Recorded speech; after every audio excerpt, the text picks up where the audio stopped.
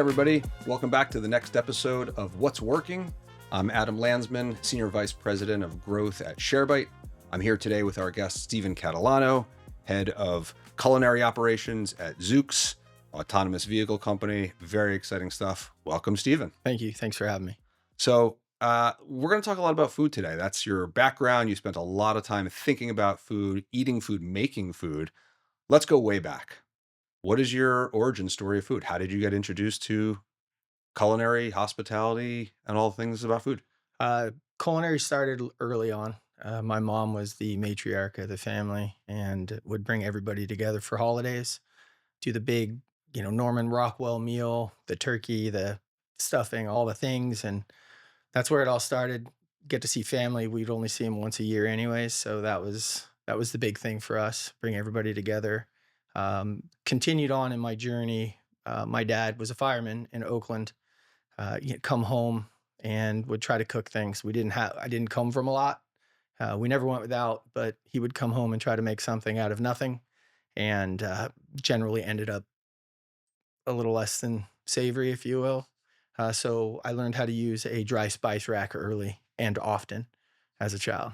There's a joke in here about what's a dry spice rack, but we won't go there. So you became a chef. How old were you when you became a chef? 27. So it was my second career. And where was your first experience being a chef? And where did you go from there?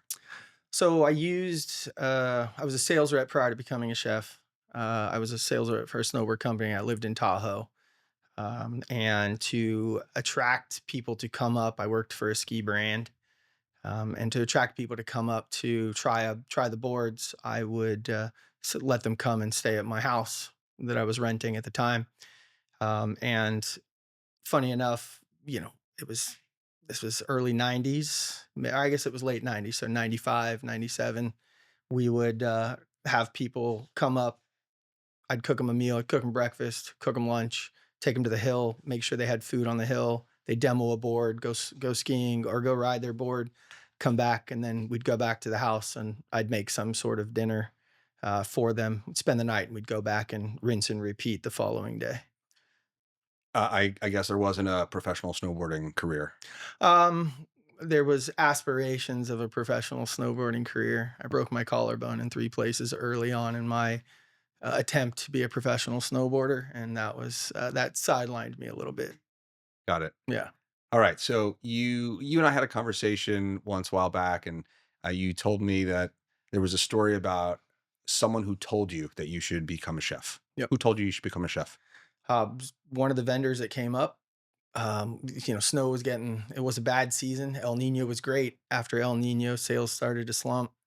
I was having a conversation with one of the people I was selling snowboards to, and they mentioned, I didn't know what to do. I didn't know if I was going to stay in and get out, go back to retail. They mentioned that, you know, the burritos that you would make on the hill in the parking lot out of the back of your van were great. The dinners were great. You should become a chef. This is all around the same time as the Food Network was, Bobby flaying and, all the emeralds and all the, pastas and bams and things like that. Started watching that. And then when it was all downhill or uphill, depending on how you look at it from there. And so, how do you go from burritos in a parking lot on a side of a ski hill to corporate catering, right? That's a pretty big shift. Tell us a little bit about the journey as you get into the corporate world and all things hospitality. Well, I mean, it all starts in culinary school. Gave everything up in Tahoe, sold everything I owned, moved to San Francisco, went to culinary school. Did that for about, I think it was 15 months. Went to the CCA. Then after culinary school, they require you to go work in a restaurant for a period of time. Generally, it's 90 days for a paid internship or an externship is what they called it. Um, I used to get a cup of coffee every morning before class, and right there was right at the line inside the culinary school was a bunch of cookbooks, and I would start flipping through books while I'm waiting for my drink. I saw Charlie Trotter's was the culinary book that I was looking through at the time. It was the meat book, if you will. And so when you have to find an externship, I shot for the moon. I was 27 years old, so I figured I'd try to go to the Harvard of culinary. I did some extern or stages at some other locations, but when I was in Chicago, that was really what sold me. Going there, you have to stage, so it was just try out. During the tryout, you're there for anywhere from 24 to 48 hours. Showed up on day one. They're like, "Thank you so much. We're really excited to have you." We opened the door with a welcome mat on. It was great. And then about 30 minutes in, somebody came down and said, "Unfortunately, we've already filled this externship. We're not going to be able to extend this. We'd love to have you stay for the next 48 hours and, play with us in our kitchen, essentially." Um, and I was disappointed. And respectfully, I let them know. I was like, "Wow, I flew all the way to California. This is the one spot I wanted to try out and work at." About 45 minutes later, Trotter himself came down and said, "Wow, we've made a clerical error. We'd love to have you." And it was fantastic. Went through 2 days, had a conversation with the chef at the end to, make preparations for me to come back. And he asked me how it was. What did you think? And I said I was a kid in a candy store and a deer in headlights all at the same time. There was ingredients I'd never seen before. I'm peeling salsify with a peeler and not paying attention to how everybody else is doing it, but trying to move fast so I look like I belong there, which at the time, definitely I had no business being in that kitchen. But I ended up like essentially peeling all the way through a salsify for it's a stick, literally looks like a stick or a pencil, Okay. if you will. And I peeled all the way through it, thinking I was doing a great job. And then they're like, "Well, we're going to move you on to the next task," which was breaking down a chicken. I had done one to this point and literally butchered that chicken. That animal was didn't resemble what you see on a plate today, unfortunately. And from there, how many years were you a chef? So I was a chef in at Trotter's for almost 3 years. Met my wife, moved back to the Bay Area from Chicago, then worked at Manresa in Los Gatos for roughly 3 years, and then got married. Had a conversation with the wife one morning and said, "I think it's time to find a job where we can actually, move on and kind of create a life together." And I said, "Sure." So left that, went to some small restaurants thinking I was gonna be the executive chef and, but when you go to small restaurants, you start to there's some different personalities, specifically if there's an owner and your vision doesn't necessarily match the vision you came from. Right. So coming from 3 Michelin, going to a mom and pop was a culture shock for them. I was talking to farmers and talking to meat purveyors and specialty thing, and they are looking to the essentially the restaurant owners were looking to stay with the meat and potatoes and the veggie, if you will, on the menu. And then from there, worked at another restaurant or two, and then found corporate dining after working in Menlo Park. Saw something online, was tired, never wasn't going to weekends at the father-in-law's house to eat barbecue because I was working on weekends. Had a new baby, no Mother's Day, that wasn't a thing. I was cooking for everybody else's mother at the time, so had another conversation with the wife and answered a online ad on whatever website it was, and then found Bon Appetit, which is the company I worked for while I was at LinkedIn, and ended up at LinkedIn for 7 years. So talk about that transition. So you started at Bon Appetit. You're now working sort of with Sure. a huge company in LinkedIn. Mhm. What was that transition like? And talk to us a little bit about what the experience at LinkedIn and really digging into the corporate dining program Sure. for a pretty major company with lots of employees. What was that like? So going into corporate dining, coming out of the Michelin world was a bit of a culture shock. Going to the garden, seeing all the fun stuff that we're planting and pulling things up with Kinch, and then coming from Trotter, where it's very militaristic and it's very let's go, push, push, push. Then going back to Kinch and surfing and doing all the stuff and having fun with him. Then going into corporate dining, it's definitely a culture shock. Lots of people, lots of meals. It's not just 120 people a day where you prep one dish or two dishes. We're prepping multiple dishes for up to 3,500 people at the time. So learning that and learning scale was, I think, the biggest challenge that I faced. Food was not easy, but catering food and creating menus that everybody would like was a challenge, and then scaling them to large groups of people was definitely a challenge. Sure, I bet. So you're at LinkedIn for a number of years, or Bon Appetit, with LinkedIn, and then you joined Zoox. I think this is about 8 years. Correct. So you continue on. What are some of the changes from LinkedIn time to over the last 8 years at Zoox as it relates to the corporate dining program? I think the biggest change was going from the vendor side to the client side, getting to do things that I learned at LinkedIn and had the opportunity, but then doing it the way that I wanted to do it and bring past history of my past career of, the Michelin restaurant and bringing that and really creating an experience along with the food. That was one thing when I interviewed with the founders of Zoox in my very early on.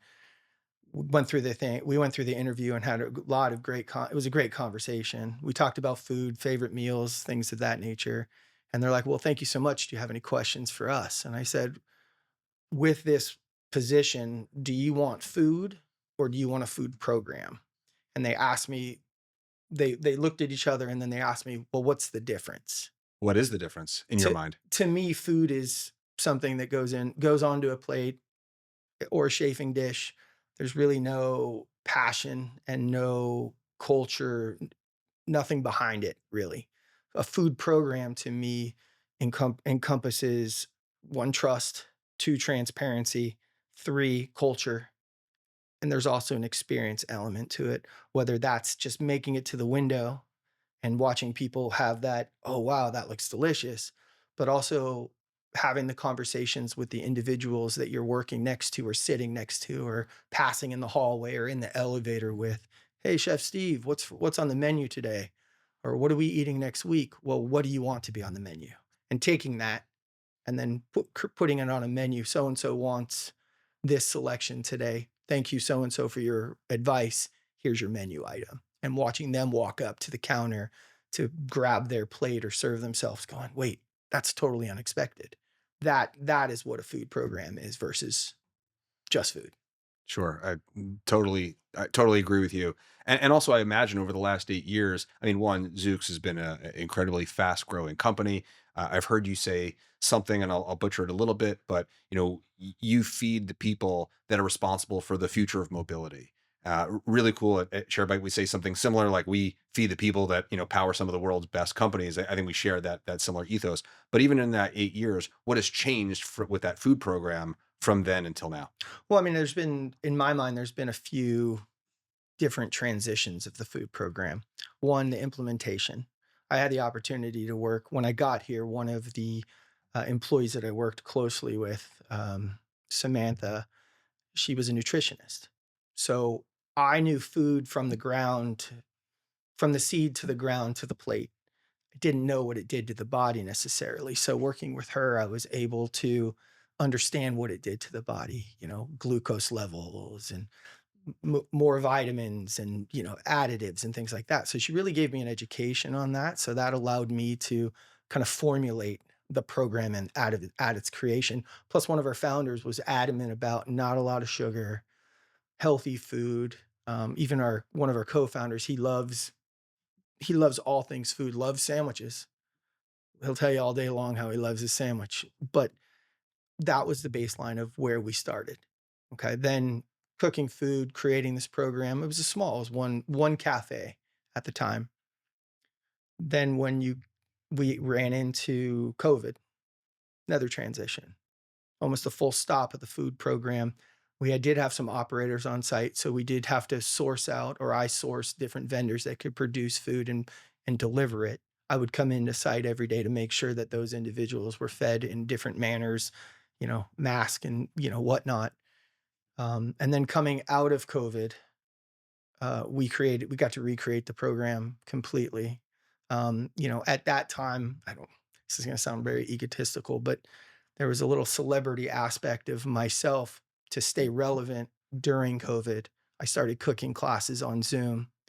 And the first one was what the heck's in my pantry and how the heck do I cook it? And then I let everybody send me an email or a Slack message that said, go into your pantry, tell me what's there. Risotto was the number one answer. So the first cooking class that I did via Zoom, which was recorded, was risotto, which then eventually evolved 90 videos later. It evolved into Cooking from Home, which is a Slack channel I created, not just to stay relevant, but also to continue that culture while at home. I would get Slack messages all night. I got this in my refrigerator. I can't get out to the grocery store today. What should I have? I'm working with the team on there. Then going now into coming back from that with return to office, it was a slow process. Started with one cafe, and then Zoox during the time of COVID didn't really stop, just kept pushing and going. So I had to create programming that would allow for me to go into different buildings, not a cafe quite yet, but set up in a micro kitchen. And then from the micro kitchen, it blossomed into a cafe to now 3 cafes and up to in X amount of buildings. I mean, we're all over the place, which That, is great. that's great. How do you think about the dichotomy between getting your employees great food, right? Considering nutrition and health and money. Typically, healthier food does cost more. How do you think about that balance from a company's perspective, right? You're responsible for the whole program. And so you want to give people, I'll say the best, whatever that means from a health Sure. perspective. But, we all have budgets. How do you think about that? I think there's an opportunity to work within a lot of budgets. Um, I like to say that I'm a little creative when it comes to using budgets. We do partner with a vendor that produces a lot of our food for us. Granted, I have oversight to all of it now. With that being said, I've got enough relationships I live in Gilroy, which is a fairly far commute from Foster City, and I drive through the farms every single day. So I'm well aware of what a farm stand price is versus the commodity price. Similar mentality to growing it yourself as we did at Manresa, but creating that relationships. One of the taglines from LinkedIn is relationships matter. And as a vendor there, I captured that. And I truly firmly believe that that is the case. Working with local farmers, I would fill the back of my truck, or I think it was a Honda Fit at the time when we were, small car, lots of corn, but I would fill it up and then drive it in because it was a better price. That is the step as opposed to just pressing the easy button of ordering it from a commodity vendor, which is great, good products. It was I was working with local farmers, so I found that the budget itself would stretch, and we've continued that philosophy as our program scales, working with vendors that are able to grasp the vision, if you will, to help grow the programming and understanding where they can stretch a dollar, if you will. But it's really about the brand of Kool-Aid that you serve. And I think my Kool-Aid's a pretty good flavor. It's purple. It's great. Perfect. Yep. We've talked a lot about hospitality. I remember one time you were talking to me about your philosophy around hospitality and how it goes beyond just breakfast, lunch, and dinner. What do you mean by that? Breakfast, lunch, and dinner is served in the cafe. It's a consistent. We've got a website that says that, hey, come on, it serves at X time, the next time. It's our job to make sure that when people walk in, the food is ready. Could be a little bit slow. We have a little sign that says error 404, something's broken here, trying to stay within the tech world. But that doesn't mean we're not going to put something in that place. We're going to get there. We have the just in menu or the just in case menu, where it's got to go to the well quickly, put something up in the window just so everybody has a meal ready for them. That's our job, but it's also an aspect of hospitality to make sure that they can trust us.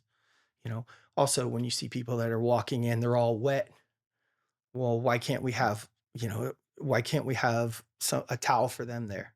Sounds pretty far fetched to, doing that for 3,500 people. But when the team sees that, they're taking that extra step. It's that unexpected surprise. I like to call it the emotional deposit as well. So when we do have a bad day or we miss, they're a little bit more forgiving than, a little bit more concerned that we did miss. It's typical restaurant. this is just corporate. I've just scaled the restaurant mentality to a corporate setting, and it's not new. There's lots of people in my role at other companies that are doing this. But I think our hospitality aspect of, again, taking the email or the Slack message, or taking the Slack message at on Thanksgiving at 5 o'clock in the afternoon with somebody sending me a picture. Chef, is my turkey done? You know, send me a picture. Let's talk about it. Let's figure out how to fix this. Those types of things. It's going the extra step. It's answering every email.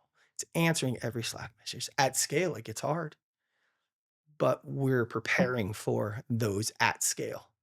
We don't work Sure. off of recipes. So if somebody requests a recipe, we create one for them with their name on it, the day that they created it, and we put it in a folder that we share out to them. So not only are they getting one recipe, they're getting every recipe that we have created for the individual.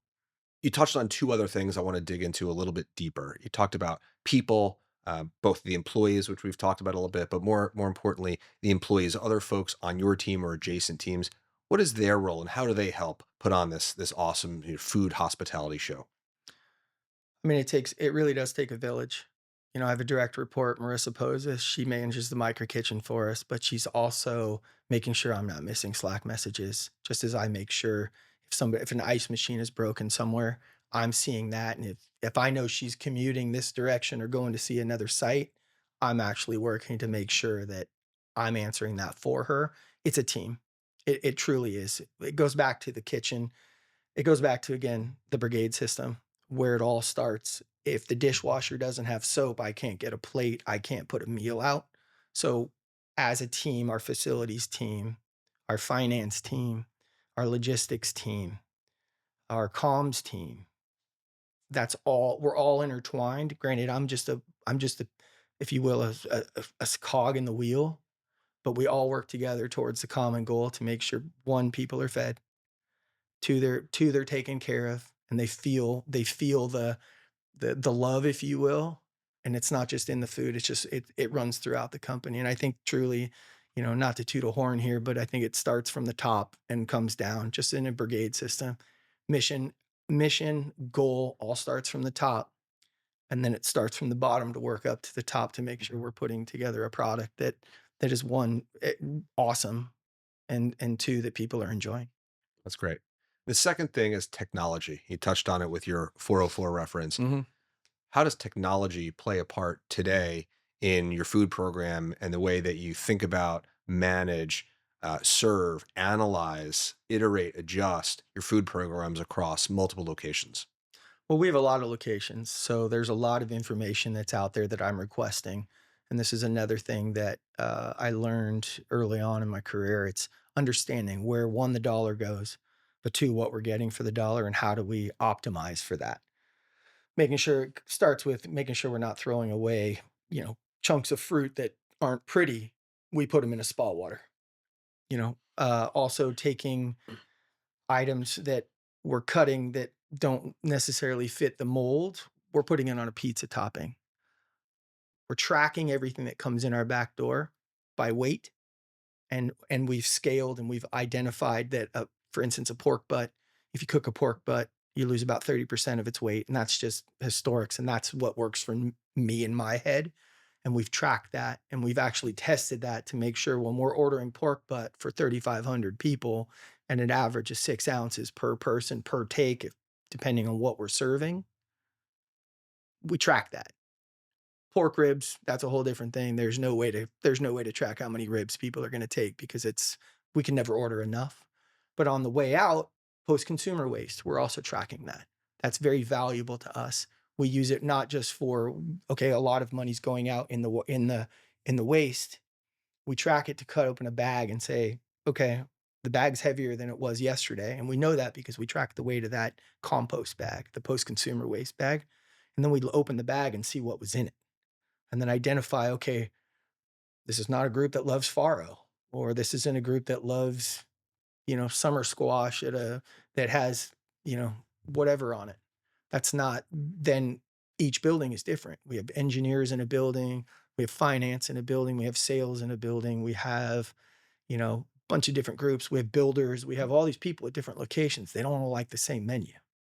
So what we've done by taking all of this information in is we create menus that change every day.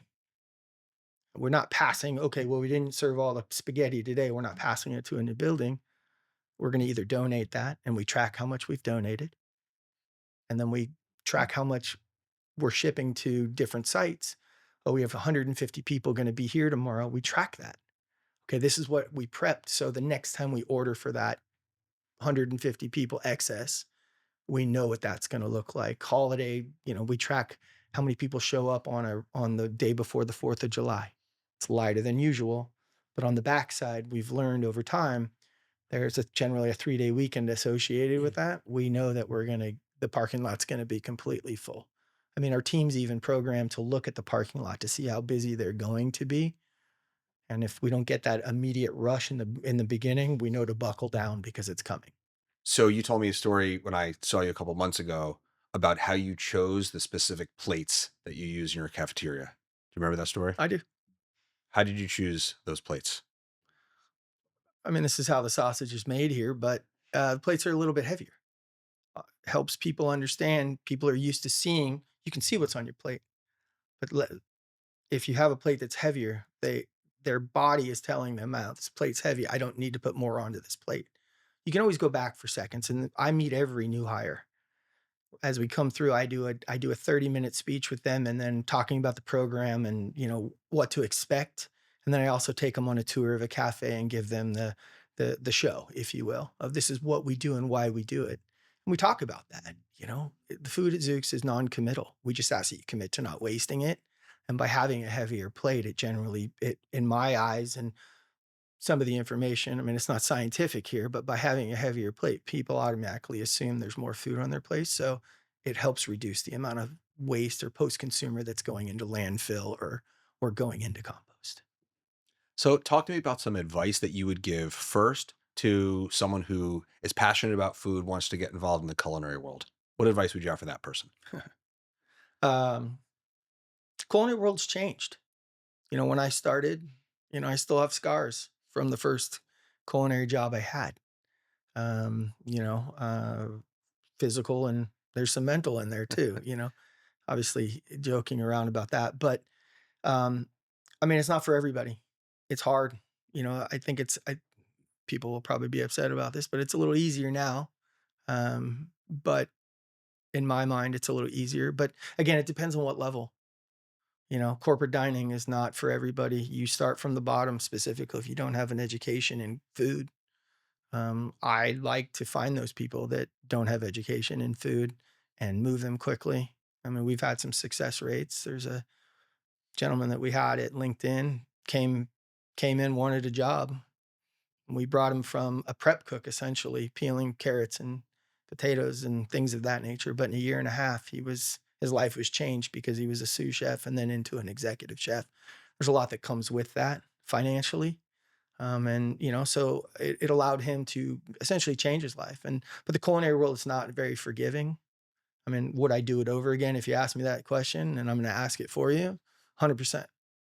100%. I wouldn't trade it because there's been a lot that goes along with it, but I've met some really great people. And what advice would you give to someone who is in the corporate world? They're thinking about either implementing a food program or modifying a food program. You obviously have a lot of experience doing that over the last number of years. What advice would you have for them? I think the advice I would give anybody that's starting a program, I'd go back to my first interview. Do you want food to keep people there because it makes it easy? Or do you want something that not just or do you want a program, a food program where people are going to be proud of it and want to show it to their families? Then it's a retention tool as opposed to, I just need you to stay here and work. You know, People come into office because there's 3 meals a day. They eat breakfast, they eat lunch, and if they're staying late to work, they get dinner. That's an opportunity for them to actually button down. They don't have to think about, okay, I got to leave now to go sit in traffic for however long, go get a quick bite and then go pick up the kids or, whatever. It's already here. They don't have to think about that. So I think that for me, that opens up a lot of time for them to think about other things, whether that's work. But again, having a food program on site a lot of breaking bread with people. All of our seating in our cafes is communal. We want people to sit next to people they don't know.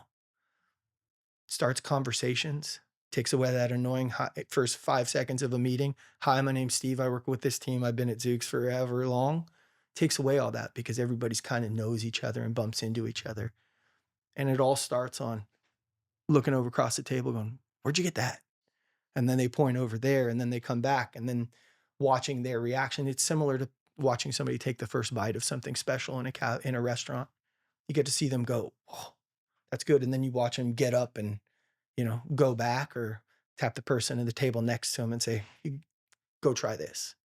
So I think a food program, I think for me, a food program is the way to go. Food is great, but having a food program or at least culture around food shows that the company truly cares. Awesome. This is great stuff. All right, we're going to move into what I call the lightning round. Hopefully that's okay. Sure. Quick answers. First thing that comes to your mind. Feel free to elaborate how much as you'd like. What is your favorite meal? This is the question that every chef gets, and they laugh because You're it's going to say spaghetti and meatballs. no, for me, my favorite meal, if this is my death row meal type of thing, my favorite meal would be uh, peanut butter and jelly sandwich made by my next door neighbor's mom when I was like 12. White bread, grape jelly, where the jelly soaks into the bread, creamy peanut butter, although I grew into chunky. So, and a coffee milkshake, what my great grandmother used to make, and she used to microplane a coffee bean over the top. Mint, loved it. Now thinking about changing one of these questions to be death row Yeah, I meal. mean, I don't know. sorry, I don't know if that's going to be good or I don't bad know for the why my podcast. mind just went there, but it did. All right, something much lighter. What is your biggest professional failure? This is one of my favorite questions. I when interviewing cooks, this is what is your biggest failure and how did you come back from it? Um, Biggest failure, which actually was very eye opening. I was working the line at a restaurant, and it was New Year's Eve, and there was I had a dish. It was crab, but I mean I'd spent all day cracking crab and pulling the legs out and doing all the stuff to prepare for this.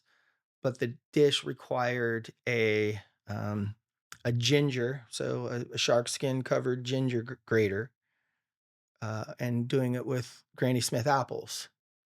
If anybody's worked with Granny Smith apples, as soon as they come into contact with any kind of oxygen, they brown or they oxidize quickly.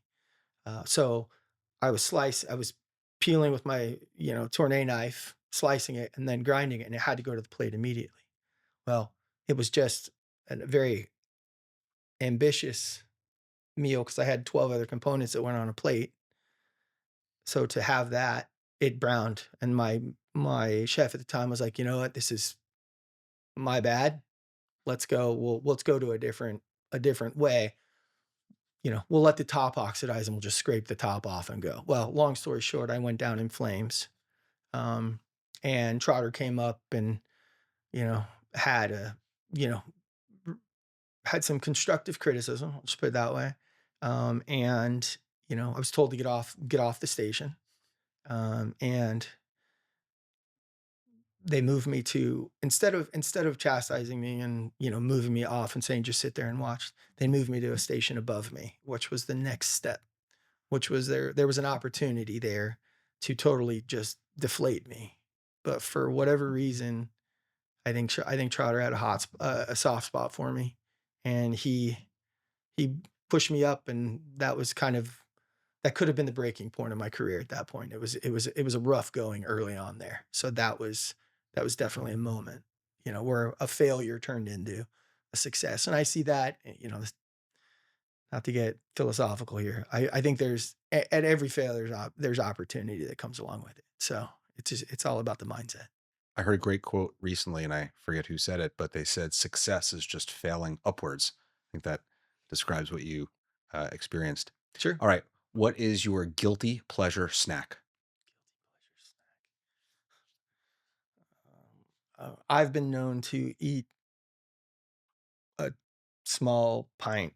There's no such thing as a small pint. A pint of Ben and Jerry's in one sitting on a consistent occasion. That is my wife goes out of town or to take the kids or goes out of town for work. First thing we do is I take the kids, we go get ice cream sundaes and I take them to, the local ice cream shop and then I go get myself a tub of Haagen-Dazs coffee ice cream and a Haagen-Dazs tea, green tea ice cream. I eat half of this one day and or half of this one, and then the next day I finish it off.